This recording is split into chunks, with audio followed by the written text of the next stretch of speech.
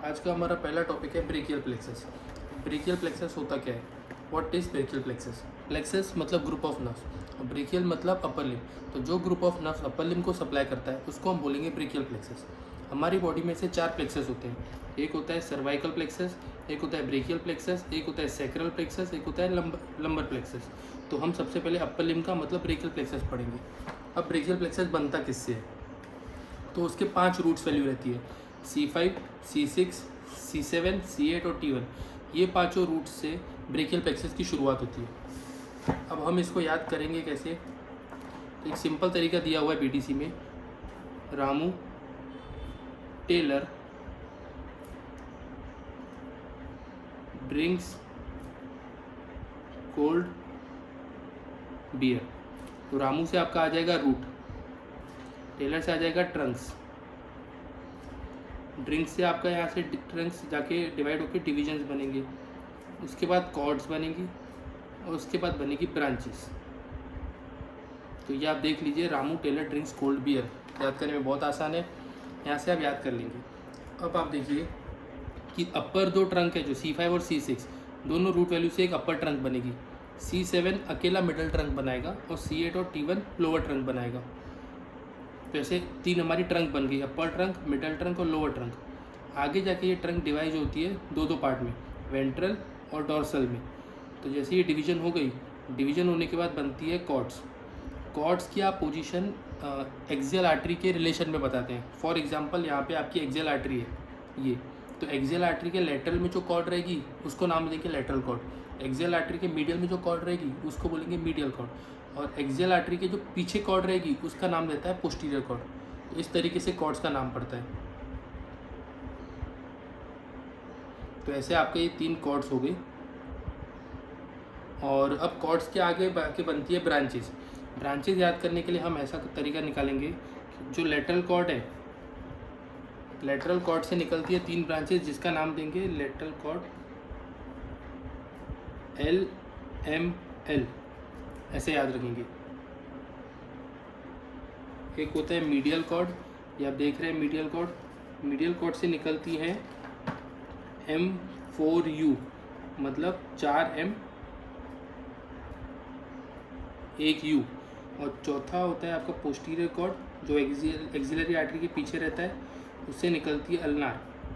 Ulnar nerve नहीं, ulnar एक mnemonic है जिसमें अल्नार नर्व नहीं आती है। अब हम देखेंगे लेटरल कॉर्ड। लेटरल कॉर्ड का मैंने आपको बताया LML। तो LML में सबसे पहला L आता है लेटरल पेक्टोरल नर्व, M से आता है मस्कुलोक्यूटेनियस नर्व, और तीसरे L से आता है आपका lateral root of median nerve. Median nerve 2 से बनती है, एक लेटरल रूट से, एक मीडियल रूट से, दोनों मिला के मीडियन नर्व बनाती है। तो जो उसका लेटरल रूट है वो आपको लेटरल कॉर्ड से मिलता है। तो LML का क्या रहा? Lateral pectoral nerve, musculocutaneous nerve और lateral root of median nerve. Similarly आप जब यहाँ पे आ जाएंगे मीडियल साइड में, तो मीडियल में मैंने आपको बताया था M4U, मतलब 4M और 1 U। तो 4M में सबसे पहला M रहता है मीडियल पेक्टोरल नर्व, दूसरा M रहेगा medial cutaneous nerve of arm, तीसरा M रहेगा medial cutaneous nerve of forearm, और चौथा M रहेगा medial root of median nerve. आपको बताया था मीडियन नर्व के 2 रूट्स होते हैं, तो मीडियल रूट यहाँ से निकलता है, और आखिरी U से आता है अल्नार नर्व। ये याद रखिए कि अल्नार नर्व मीडियल रूट से आता है, जबकि पोस्टीरियर कॉर्ड की निमोनिक में अल्नार है पर उसमें से अल्नार नर्व नहीं आता है। ठीक है, अब आएगा पोस्टीरियर रूट। पोस्टीरियर रूट की निमोनिक थी अल्नार, तो U से था आपका अपर सबस्कैपुलर नर्व, L से आता है लोअर सबस्कैपुलर नर्व, N से आता है nerve to latissimus dorsi, A से आता है एक्सिलरी नर्व, R से आता है रेडियल नर्व। आपका ये क्वेश्चंस, ये ब्रांचेस के नाम आपके SAQ, BAQ या LEQ कहीं भी पूछ सकते हैं या MCQs में भी आ सकता है। तो आपका ब्रेकियल प्लेक्सस बहुत इंपॉर्टेंट टॉपिक है, ढंग से ये डायग्राम देख लीजिए और इसकी ब्रांचेज याद कीजिए। अब दूसरी बड़ी बात, ट्रंक जो हमने देखी थी अपर ट्रंक, मिडल ट्रंक और लोअर ट्रंक, उस पर सिर्फ अपर ट्रंक ऐसी ट्रंक है जिसकी ब्रांचेस है 2, बाकी मिडल ट्रंक और लोअर ट्रंक में कोई ब्रांच नहीं। ये भी आपका एक MCQ क्वेश्चन हो सकता है कि विच ट्रंक गिव्स उन ब्रांचेस, तो उसका आंसर रहेगा अपर ट्रंक। अपर ट्रंक की 2 ब्रांचेस रहती है, एक सुप्रास्कैपुलर नर्व जो सुप्रास्पाइनेटस मसल्स को सप्लाई करती है, और एक नर्व टू सबक्लेवियस जिसमें नाम ये सबक्लेवियस मसल को सप्लाई करेगी वो। ठीक है, तो ट्रंक के बारे में ये रहा। दूसरा अपन यहाँ देखेंगे रूट्स के बारे में। तो रूट्स में ये सीधा सीधा लिखा है स्मॉल ब्रांच टू फ्रेनिक। तो फ्रेनिक ये मतलब एक फ्रेनिक नर्व है ये, जो डायफ्राम को सप्लाई करती है। थोरेको एब्डोमिनल डायफ्राम होता है जो थोरैक्स और एब्डोमेन को सेपरेट करता है, उसका सोल मोटर सप्लाई, मतलब मोटर सप्लाई सिर्फ ये एक नर्व करती है, फ्रेनिक नर्व। ठीक है, दूसरी है इसकी लॉन्ग थोरेसिक नर्व और डॉर्सल स्कैपुलर नर्व। ये तीन इंपॉर्टेंट्स हैं, आप इसका नाम याद रखिएगा। तो ये आपका ब्रेकियल प्लेक्सस हुआ। अब ब्रेकियल प्लेक्सस के बारे में और क्या देखेंगे, इसका ब्लड सप्लाई। तो ब्रेकियल प्लेक्सस जो नर्व्स है इनको सप्लाई करती है वर्टिब्रल आर्टरी और सुप्रास्कैपुलर आर्टरी। आप ये दो नाम याद रखिए, सुप्रास्कैपुलर यहाँ पे नर्व भी है तो ये सुप्रास्कैपुलर आर्टरी भी हो जाएगी, और एक vertebral artery C5 C6 C7 seat से वर्टिब्रस है तो ये वर्टिब्रल आर्टरी इनको सप्लाई करेगी। तो दो इसका नर्व ब्लड सप्लाई होगा। अब हम पढ़ेंगे इसका अप्लाइड। अप्लाइड सबसे इंपॉर्टेंट है क्योंकि क्वेश्चन में कुछ भी पूछे अप्लाइड लिखना बहुत ज़रूरी होता है। अप्लाइड के अलग से नंबर होते हैं। तो सबसे पहले पढ़ेंगे हम अर्फ पाल्सी या अर्फ पैरालिसिस। अर्फ पैरालिसिस क्या होता है, ये जो C5 6 अपर ट्रंक है, यहाँ पे अपर ट्रंक में एक ऐसा पॉइंट आता है जहाँ 6 नर्व्स मिलती हैं।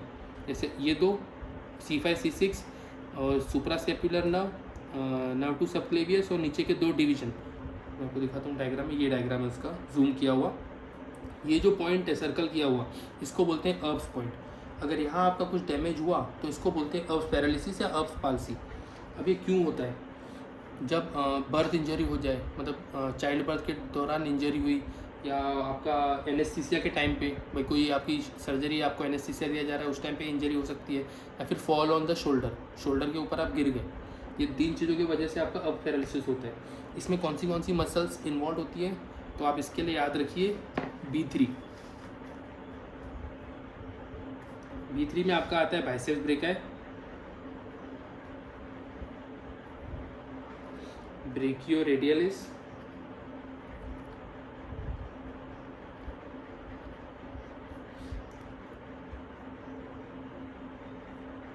और ब्रेकियलिस। ये तीन मसल इन्वॉल्व होती हैं इसमें। ठीक है, तो इसके लिए याद रखने के लिए सिंपल तरीका है B3। ठीक है, बाइसेप्स ब्रेका है, ब्रेकियलिस और ब्रेकियोरेडियलिस, ये तीन मसल अर्फ पैरालिसिस में इन्वॉल्व होती है। अब इसमें होता क्या है, इसमें आपका जो हाथ है, मैं आपको फोटो दिखाता हूँ, ये आपका हाथ है साइड में रहता है सीधा, मतलब उठता नहीं है ऊपर, ऐसा रहता है। तो इसमें हम बोलेंगे एडक्टेड रहेगा हाथ, एबडक्शन नहीं हो पाएगा। और नीचे जब आप फोरआर्म में देखेंगे, फोरआर्म में रहते देखेंगे तो एक्सटेंडेड है एल्बो जॉइंट से, और प्रोनेटेड है, ये पाम साइड ऊपर है और ये एक्सटेंडेड है और ये मीडियली रोटेटेड है। तो हम इसकी क्या बोलेंगे, एडक्टेड, मीडियली रोटेटेड और प्रोनेटेड और एक्सटेंडेड, ये इसकी डिफॉर्मिटी होती है। इसको हम पुलिसमैन टिप हैंड या वेटर टिप हैंड या पॉटर्स टिप हैंड भी बोलते हैं, क्योंकि ऐसे देखा जाता है टिप वगैरह लेते हैं तो आप इनसे छिपके जो लेते हैं इसलिए ऐसा बोलते हैं इसको। ठीक है, और बस सेकेंड आपकी होती है क्लमकीज पैरालिसिस। क्लमकीज पैरालिसिस में सेम ऐसा होता है, पर आपका जो ये इसमें आप देख रहे थे कि ऊपर वाले दो ट्रंक इन्वॉल्व थे C5 C6। क्लमकीज पैरालिसिस में लोअर दो ट्रंक इन्वॉल्व रहेंगे C8 और T1। तो आप वैसे ही देखा अगर C8 और T1 इन्वॉल्व हो गया, इसके रीज़न भी सेम होते हैं, फॉल ऑन द शोल्डर या एनेस्थीसिया या चाइल्ड बर्थ की वजह से problem, difficulty in child birth, उस टाइम पे होता है। इसका मेन डिसेबिलिटी जो आपको मिलती है वो होती है क्लॉ हैंड और दूसरी इसमें मसल्स कौन सी इन्वॉल्व आ जाती है, इंट्रिंसिक मसल्स ऑफ हैंड। आप देख रहे हैं हैंड में इन्वॉल्व है, तो इंट्रिंसिक मसल्स ऑफ हैंड और ulnar flexors of the wrist and fingers, दो ग्रुप ऑफ मसल्स इसमें इन्वॉल्व रहती है। ठीक है, अब इसमें क्लॉ हैंड होता क्या है, तो आप ये देख रहे हैं, ये मेरा हाथ है, ये है आपके कार्पल, मेटाकार्पल और ये फैलेंजेस। ये कार्पल होते हैं, मेटाकार्पल होते हैं यहाँ बीच में, और यहाँ होते हैं फैलेंजेस। तो जब आप मेटाकार्पल और फैलेंजियल जॉइंट है, मतलब ये जॉइंट, इसका एक्सटेंशन हो जाता है ऐसा, ये एक्सटेंशन हो गया, और ये होते हैं इंटरफैलेंजियल जॉइंट। फैलेंजेस में आपस में जो जॉइंट होते हैं उसको बोलते हैं इंटरफैलेंजियल जॉइंट। इनका फ्लेक्जन हो जाता है, ये आपस में से फ्लेक्स हो जाएंगे, ये एक्सटेंडेड हो जाएगा, ये फ्लेक्जन हो जाएगा, तो ऐसा हाथ बनता है, इसको बोलते हैं क्लॉ हैंड। ये डिफॉर्मिटी आपको मिलती है क्लमकीज पैरालिसिस में।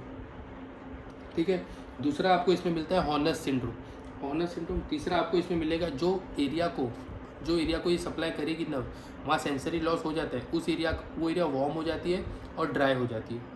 ठीक है, सेंसेशन लॉस तो हो ही रहा है, साथ में वार्म भी हो रही है और ड्राई भी हो रही है। तो ये चार फीचर्स हम लिखेंगे क्लमकीज पैरालिसिस में। सबसे पहला कंप्लीट क्लॉ हैंड, दूसरा हॉर्नर सिंड्रोम, तीसरा वार्म हैंड और लॉस ऑफ स्वेटिंग और ड्राई हैंड। ठीक है, इतना सब करेंगे। उसके बाद एक होती है injury to nerve to serratus anterior.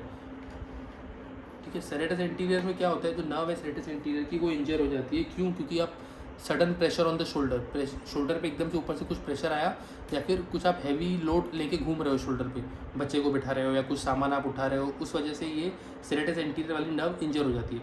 इसको मेन जो इसमें डिफॉर्मिटी होती है वो होती है विंगिंग ऑफ स्कैपुला। अब क्या होता है विंगिंग ऑफ स्कैपुला? जैसे आप यहाँ देख रहे हैं, ये इसका स्कैपुला है, ये स्कैपुला की मीडियल बॉर्डर है, ये बहुत नॉर्मल है, मतलब आपको दिख नहीं रही है कहीं भी। अब देखिए कुछ नहीं दिख रही आपको, पर इस साइड से देखिए आपकी मीडियल बॉर्डर बहुत प्रोमिनेंट हो गई है। तो ये जो प्रोमिनेंट हो जाती है मीडियल बॉर्डर ऑफ स्कैपुला, इसको बोलते हैं विंगिंग ऑफ स्कैपुला। ये डिफॉर्मिटी आपको nerve to serratus anterior damage हुई या इंजरी हुई तब दिखती है। और इसमें डिसेबिलिटी क्या होती है? पुशिंग और पंचिंग एक्शन आपकी डिसेबल हो जाती है। आप कुछ पुश नहीं कर सकते और पंच नहीं कर सकते, क्योंकि जब आप ये करते हो तो आपकी विंगिंग ऑफ स्कैपुला प्रोमिनेंट दिखती है, तो आप ये बिल्कुल नहीं कर सकते। दूसरा, over head abduction off shoulder, मतलब हाथ को आप शोल्डर के ऊपर जैसे नहीं उठा पाते हो उसमें, क्योंकि आपकी मसल डैमेज होती है तो इस वजह से आप नहीं कर पाओगे और विंगिंग ऑफ स्कैपुला प्रोमिनेंट हो जाएगा। तो ये था आज का ब्रेकियल प्लेक्सस वाला टॉपिक। Thank you.